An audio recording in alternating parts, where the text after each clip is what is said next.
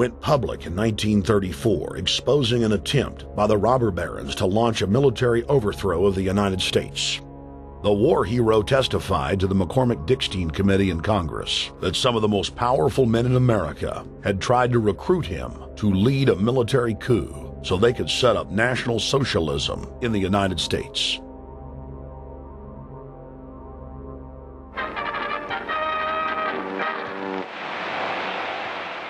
I appeared before the Congressional Committee, the highest representation of the American people, under subpoena to tell what I knew of activities which I believe might lead to an attempt to set up a fascist dictatorship. I was supposed to lead an organization of 500,000 men, which would be able to take over the functions of government. The fascist had also made deep inroads in England. Edward VIII, King of England, was forced to abdicate the throne because of his public support for Hitler. Was es sich dabei nicht nur das negative Problem der Bekämpfung dieser Lehre und ihrer Organisation handelt, sondern die Durchführung der positiven Aufgabe der Gewinnung des deutschen Arbeiters für den nationalen Staat.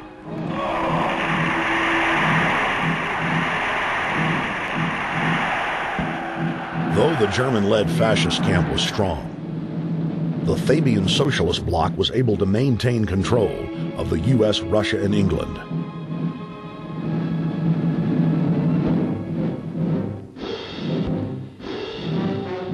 In the build-up to World War II, and during the conflict, the bankers again financed both sides, just as they had done with Napoleon.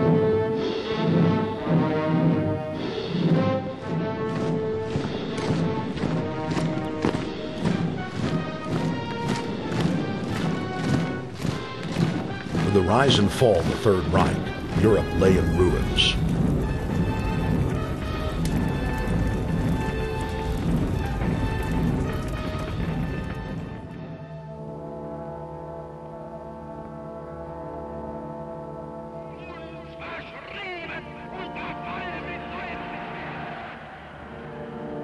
Once again, the elite claimed that only global governance could save humanity from certain destruction.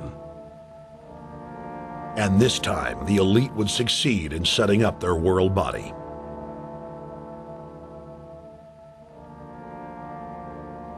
In April of 1945, at the Presidio Naval Base in San Francisco, the United Nations was founded by the victors of World War II. The United Nations complex was then built in New York City on land donated by John D. Rockefeller. Shortly after the elite established the United Nations as their base in the United States, the newly formed World Council quickly began work on the next phase in their plan, the incremental formation of continental superstates. The first step in their trilateral plan was the creation of the European Union. Unifying Europe had been tried many times and was extremely unpopular. Where Napoleon and Hitler had failed to accomplish their goals using force, the globalists would succeed using stealth. The British spearheaded the formation of the Council of Europe on May 5, 1949. The Treaty of London claimed to only establish trade ties between European nations, like NAFTA or GATT in North America. Its true intention was the formation of a European superstate.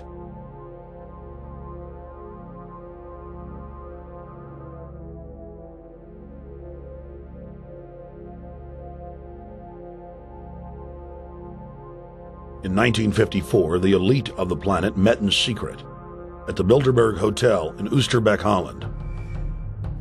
The Bilderberg Group would later admit that their mission was the formation of the EU. Once the EU was established, under the guise of trade deals, a North American Union and Asian Union would be formed. The three interlocking superstates formed the core of the global government, while the United Nations would serve as a world regulatory and enforcement body over the Third World subregions.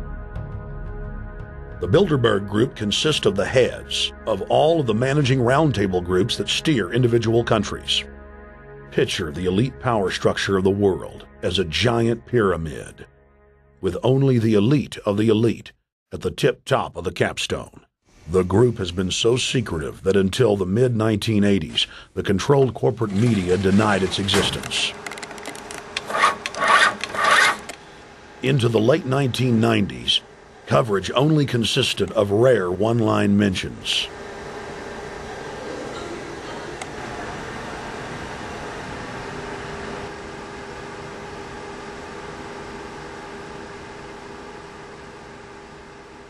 With the rise of the alternative media, their stranglehold on information has begun to slip.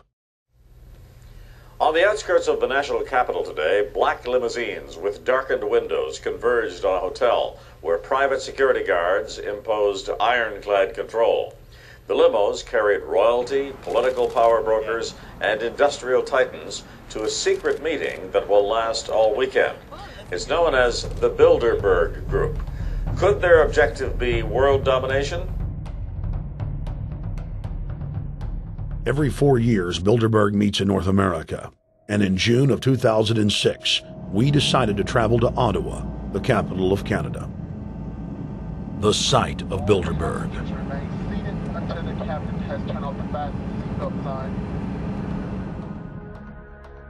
In Bilderberg's long history, many reporters attempting to cover the group have been harassed, detained, and even jailed. I jokingly reassured my cameramen that the horror stories we'd read about were probably exaggerated. I was wrong. We know reporters get detained at airports, people aren't let in. We know people get sent to the jailhouse for 3 or 4 hours. It happens every time. Well, it happened to Alex Jones this time. They admitted Bilderberg that they've had pressure put on them by the government to heighten security, and that's why all this happened. Yes, I was told that by 2 separate people. They scoured our records for hours yesterday and hours today, trying to find something on us, and of course there was nothing. It was just scary. I mean, I've been all over the world, and I've never seen anything like this. It was like hours of humiliation. And they said, "What are you here for?" And I said, "Well, I'm here to, cover the media, covering a political event. I hope to talk to some members of Parliament." I was answering all the questions. It was clear I wasn't a threat. It was clear I didn't have any criminal record. It was clear I was press. It was clear I was coming to interview people. They were going to deny me. They told me earlier that I was probably going to be denied, and then you guys showed up, and everything changed. So what's your plan now? My plan is to go out and try to interview Jim Tucker, try to go down to the Bilderberg Group and maybe catch some of them still arriving, and try to still make a documentary.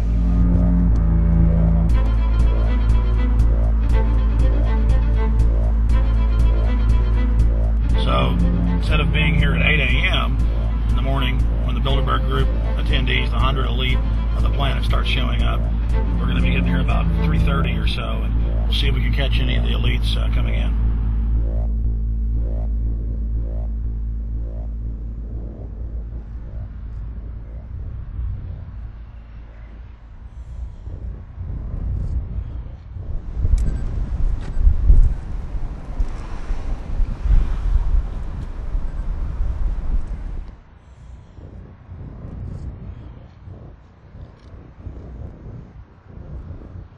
What do you think's on the agenda for this edition of the Bilderberg Society's annual meeting? They're debating the attack on Iran. They're talking about how to take out Hugo Chavez. They're talking about how to get their American Union in that destroys Canadian, U.S., and Mexican sovereignty. So we're talking about the death of Canada is what's happening in there right now. The death of your sovereignty is happening in there right now. CNN has even reported that these individuals have put out the policy reports through the Council on Foreign Relations that writes their scholarly white papers to end the United States, to end Canada, and to end Mexico. About 10 have come in.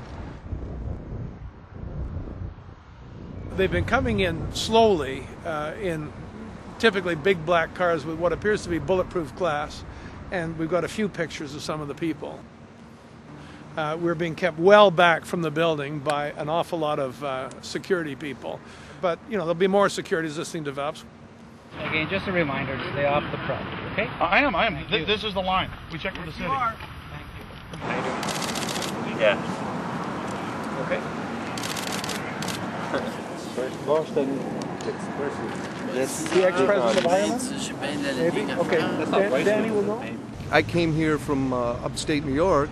I booked a room way in advance. When I checked in at 10 o'clock at night, they told me I had to be out at 8:30 in the morning. And so, of course, I complied to what they wanted. I wasn't happy about it because I had been tired. I drove quite a long way.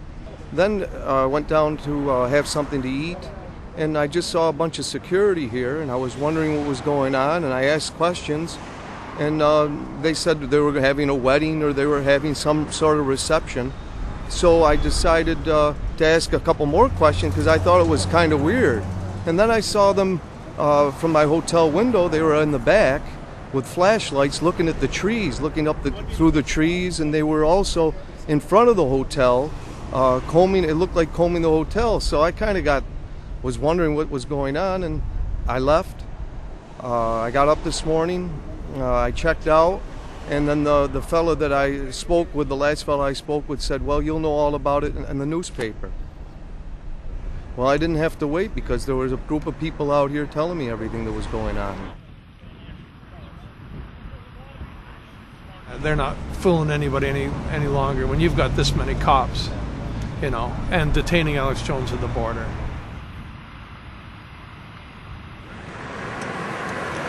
Get them on both sides. Yeah, you crook. Yeah, you're gonna go to jail like Ken Lay.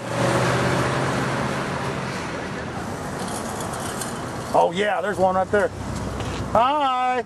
Hey, we're not your property. We're not your slaves. We're gonna defeat the New World Order. The New World Order is going to be defeated. You realize that? I'm glad you do. Always does throughout history.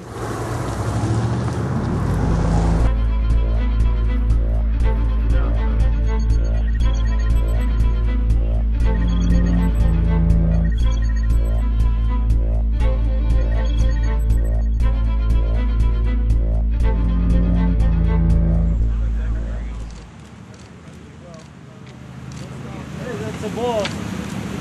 Boss is leaving. Etienne Davignon is the honorary chairman of the Bilderberg Group, as well as the head of its steering committee. The committee he heads selects and invites each year's attendees. In the last decade, the list of attendees has been leaked to reporters by moles on the inside. Veteran newspaper reporter Jim Tucker has been covering the Bilderberg meetings for over 30 years and has physically attended more than 20. We traveled back to our hotel to see if Jim Tucker received the 2006 list. First heard about Bilderberg in 1975, and I said, I don't believe it. That's not possible. Who in hell's Bilderberg? I spent 20 happy years with metropolitan newspapers. All the wires are clicking at my ear. That could not happen without me knowing about it. And the thing that first impressed me most was columns in 1957 by the late, great Westbrook Pegler, widely syndicated columnist. He wrote 2 lengthy columns about how approximately 100 leaders of international finance, heads of state, high public officials were meeting behind armed guards and closed doors on Jekyll Island, sealed off. What are these powerful internationalists doing? And why is it so secret? Why do they have armed guards outside? Why is it sealed off? The newspapers totally ignore it. Not a word. Total blackout in the United States. Since then, I've never stopped pursuing Bilderberg, or the whole international gangster organization led by Rockefellers and Rothschilds, as they manipulate the world for their own selfish interest.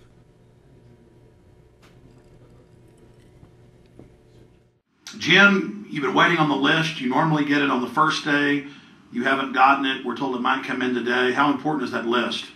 It's absolutely essential, although identifying people outside, as we always do, is important too, to find out who is not on their own list. In recent years, someone from Europe has sent a machine copy with a letterhead and so forth without identifying himself. So far, I haven't heard from him.